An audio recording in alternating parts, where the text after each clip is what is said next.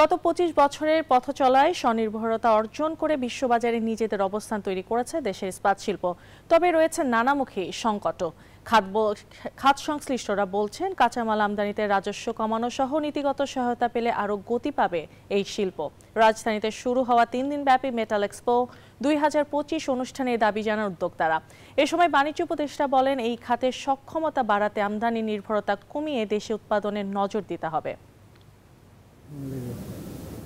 দেশের ইস্পাত শিল্প একটি প্রতিষ্ঠিত এবং ক্রমবর্ধমান উচ্চ বিনিয়োগের খাত। রিয়েল এস্টেট, জাহাজ নির্মাণ এবং অবকাঠামোগত প্রকল্পে বড় বিনিয়োগের কারণে দেশের চাহিদাও ব্যাপক।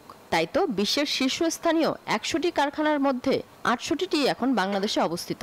সব মিলে দেশে বিপুল সম্ভাবনাময় এই খাত। Bashundhara public school and college ২০২৬ শিক্ষাবর্ষে ভর্তি চলছে। এমন বাস্তবতায় বৃহস্পতিবার রাজধানীর ইন্টারন্যাশনাল কনভেনশন সিটি বসুন্ধরায় শুরু হয়েছে ৩ দিনব্যাপী মেটাল এক্সপো ২০২৫। অংশ নিয়েছে জাপান, চায়না সহ দেশি বিদেশি প্রায় ৪০টি কোম্পানি। উদ্বোধন করেন বাণিজ্য উপদেষ্টা শেখ বশিরউদ্দিন।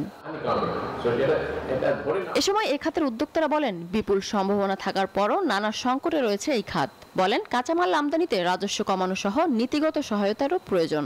অনেক কোম্পানি আছে যারা ইন্ডাস্ট্রিয়াল আইআরসি করে, ওনারা ট্রেডিং করে, লোকাল মার্কেটে ওনারা ট্রেডিং করে, ওনারা মার্কেট থেকে ইম্পোর্ট করে নিয়ে আসে আন্ডার ভ্যালুতে, সেকেন্ডারি ডিক্লেয়ার দিয়ে মাল নিয়ে আসে, প্রাইম মাল এনে বাংলাদেশে কম দামে বিক্রি করে। এবং এই মালগুলো কিনতে আসে হচ্ছে ছোটো ছোটো স্টিল বিল্ডিং কোম্পানিগুলো।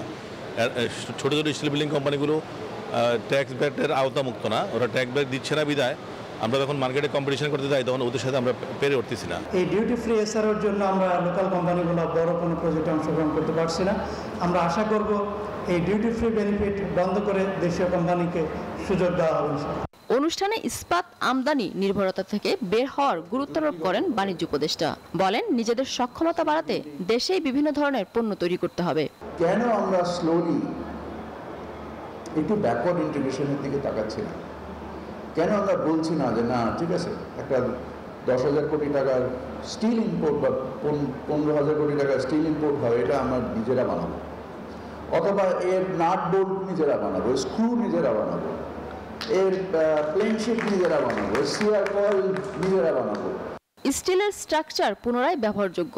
শুধু কমার্শিয়াল স্ট্রাকচার নয়, নন কমার্শিয়াল সেক্টরেও এর ব্যাপক সম্ভাবনা রয়েছে বলে জানান বাণিজ্য উপদেষ্টা।